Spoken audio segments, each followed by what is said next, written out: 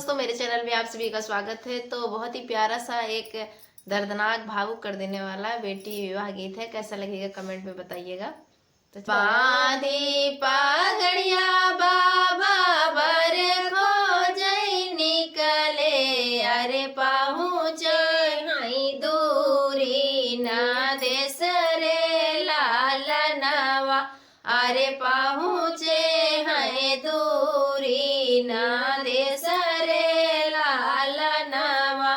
आदि पागड़िया बाबा बर खोजई निकले, अरे पहुँचे हैं दूरी ने देश रे लालनवा, अरे पहुँचे हैं दूरी न देश रे लालनवा। मोरे बाबा देखई गरवा दुअरवा, अरे सुंदर बार देखी लो भाई रे लालनवा, अरे सुंदर बार देखी लो भाई रे लालनवा। आदि पागड़िया चाचा बर खोजई निकले, अरे पहुँचे हैं दूरी नी देश रे लालनवा, अरे पहुँचे हैं दूरी नी देश रे लालनवा।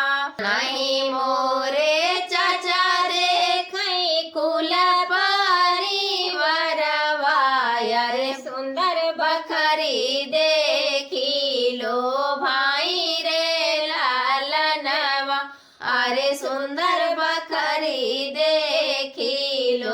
मोरे चाचा देखई कुल परिवारवा, अरे सुंदर बकरी देखी लो भाई रे लालनवा, अरे सुंदर बकरी देखी लो भाई रे।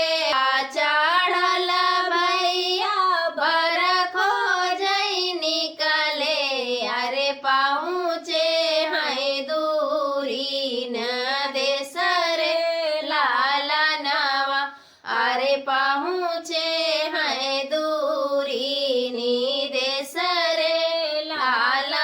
मोरे भैया देखई धन संपत्ति, अरे हाथी घोड़ा देखी लो भाई रे लालनवा, अरे हाथी घोड़ा देखी लो भाई रे ला। बिटिया से